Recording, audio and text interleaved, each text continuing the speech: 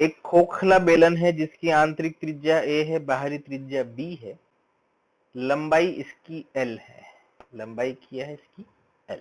ठीक है, यहाँ पे दो छायांकित सतह बनाई है मैंने इस तरह से, फ्लैट सरफेस। ठीक है, और इसकी प्रतिरोधकता रो है, मतलब भरा हुआ है। इसका क्रॉस सेक्शन अगर मैं देखूंगा तो मुझे इस तरह से दिखेगा, क्रॉस सेक्शन जो है इसका इस प्रकार से है।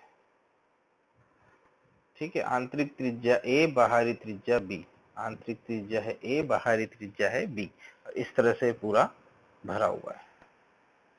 ठीक, प्रश्न अपना ये है कि दोनों छायांकित सतहों के मध्य प्रतिरोध ज्ञात करो।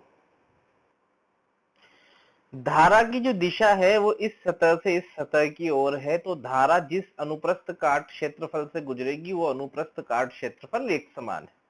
ठीक है, तो r बराबर रो एल बाई ए से, r बराबर रो एल बाई ए से मैं बोल सकता हूं, कोई इंटीग्रेशन करने की जरूरत नहीं है, रो की जगह रो, एल की जगह एल, और जब एरिया में लिखूंगा, ये एल दे रखा है लंबाई एल, जब मैं एरिया लिखूंगा तो जो एरिया हो जाएगा वो हो जाएगा पाई बी स्क्वायर माइनस ए स्क्वायर, पाई बी स्क्वायर माइनस ए स्क्वायर। ठीक है, चलो अगला प्रश्न। अगला प्रश्न थोड़ा सा अलग है इसी में, मतलब अगला प्रश्न ये है कि आंतरिक वक्र सतह तथा बाहरी वक्र सतह के मध्य प्रतिरोध ज्ञात करो। आंतरिक वक्र सतह तथा बाहरी वक्र सतह के मध्य प्रतिरोध ज्ञात करो। देखो क्या किया अपन ने, ये तो इसका आंसर है। अपन ने क्या किया, आर दूरी पे जाके डी आर का एक एलिमेंट लिया, यहाँ पे जगह गलती से लिखा नहीं मैंने, ज्यादा बनाया नहीं, ऐसे डी आर का एलिमेंट ले लिया। डी आर का एलिमेंट लेकर के मैंने क्या किया,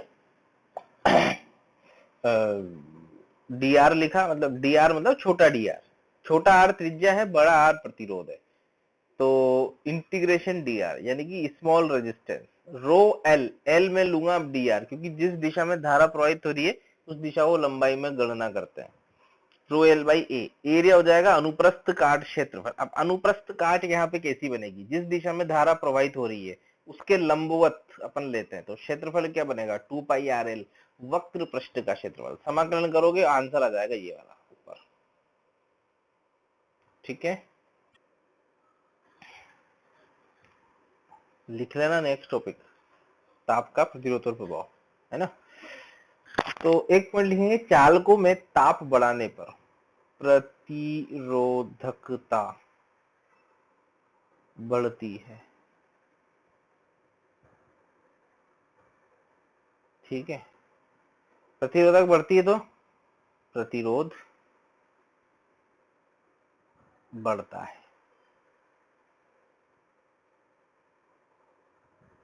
ठीक है, अर्धचालकों में उल्टा होता है, अर्ध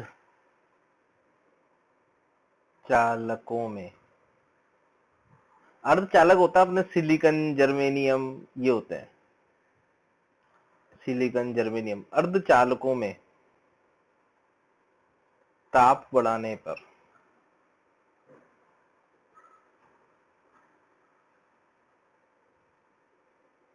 प्रतिरोधकता, प्रतिरोधकता, वहां पे प्रतिरोधकता नहीं, वहां खेल अलग होता है, सीधे लिखो प्रतिरोध, प्रतिरोध घटता है। ठीक है, अर्धचालकों में अलग खेल चलता है, वो वहीं बताया जाएगा। अभी बस इतना याद रखो कि अर्धचालकों में ताप बढ़ाने पर प्रतिरोध घटता है, जबकि चालकों में ताप बढ़ाने पर प्रतिरोध बढ़ता है। ठीक है, अब रिलेशन क्या है वो देखते हैं, लिख लो इतना।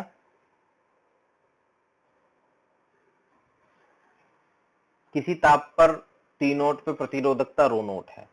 ठीक है, ताप dt बढ़ाने पर प्रतिरोधकता डी रो बढ़ जाती है ना। किसी जनरल ताप T पर प्रतिरोधकता को रो अगर बोला है तो अपना रो, डी रो और dt में जो संबंध होता है ये होता है। अल्फा यहाँ पे एक नियतांक है जिसको प्रतिरोधकता का ताप गुणांक कहते हैं। ओके, अब इसको आगे हल करते हैं अपन। मतलब मेन कहानी अब शुरू होती है। मैं फिर से रिपीट करता हूं। मेरे पास किसी तापमान T पर प्रतिरोधकता रो थी, T प्लस dt मैंने बढ़ाया तो ये हो गई रो प्लस डी रो। तो जो छोटा सा चेंज डी रो आया वो किस किस के समानुपाती है, रो के समानुपाती है और dt के समानुपाती है। अल्फा यहाँ पे एक नियतांक है। इस रो को नीचे ले चलो, ये बन जाएगा d rho by rho equal to alpha dt। यहां तक आ गए, समाकलन किया। ठीक है, मान लो प्रारंभिक ताप इसका टी नोट था, जो अपन ने शुरू में लिया था ना टी नोट, और ये रो नोट। जनरल रो है, शुरू में रो नोट है और टी नोट है। सामान्य हो गया रो, किसी समय किसी ताप टी पर प्रतिरोधकता रो हो गई।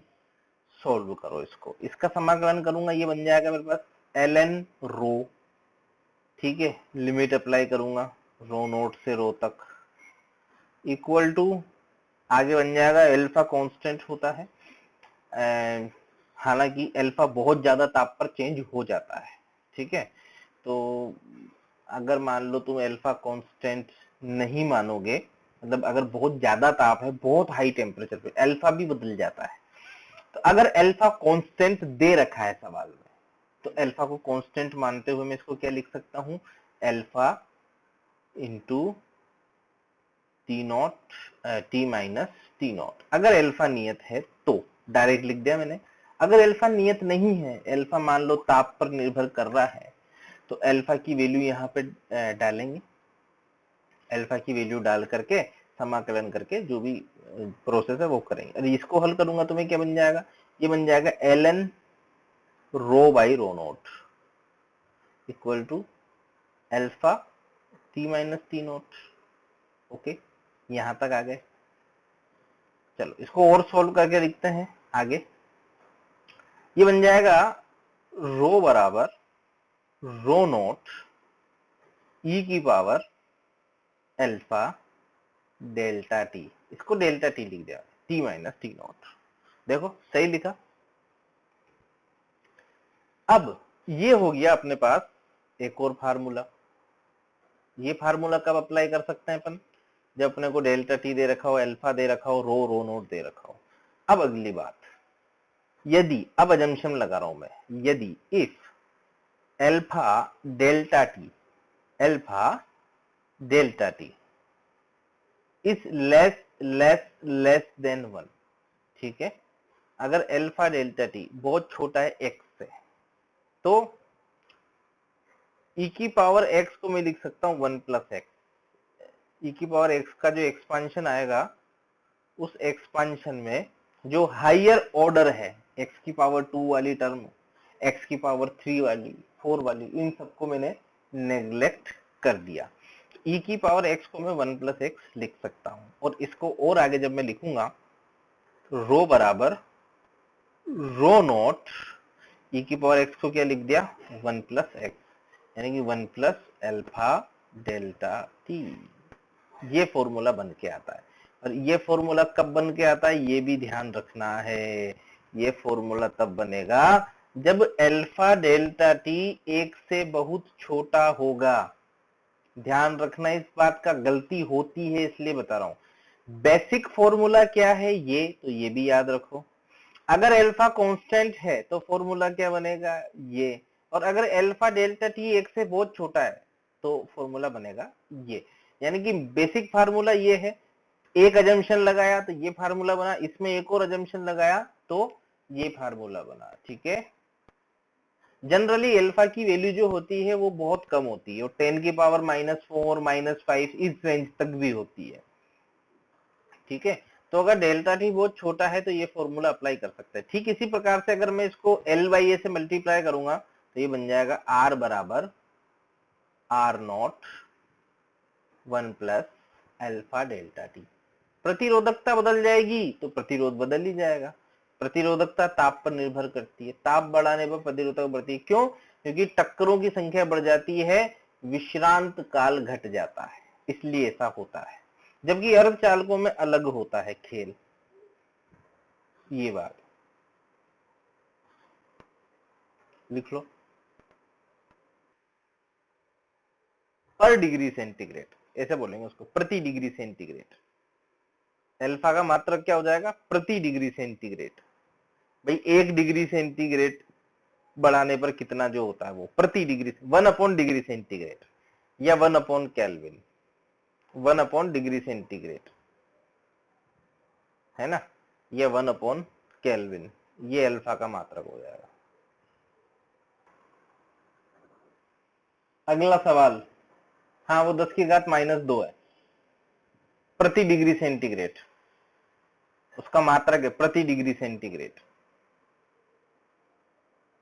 अगला सवाल तुम्हारे सामने दिखा है।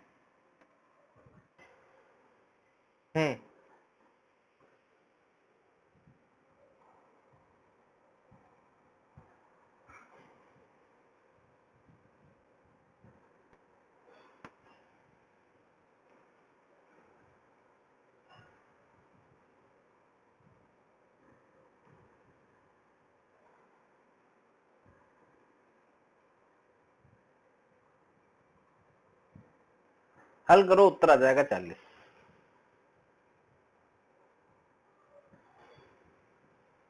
ठीक है,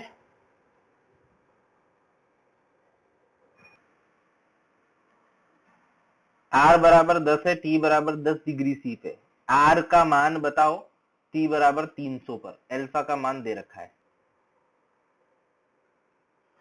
इस तरीके से किया 20 आया, इस तरीके से किया 27 आया। अब यहाँ पे त्रुटि देखो, त्रुटि कितनी है, 20 में 7 का फर्क है, 20 में 7 का फर्क ज्यादा होता है, 100 में 7 का फर्क कम होता है, 20 में 7 का फर्क है, समझ रहे हो। 35% त्रुटि है यहाँ पे, इतनी नहीं चलती, 2-4% चलती है। देखो 20 में 7 यानी कि 10 में 3.5, ये है ना बात। 100 में 35, इतना नहीं चलता, ठीक है। तो ये मेथड अपने को लेना पड़ेगा, ये गलत है।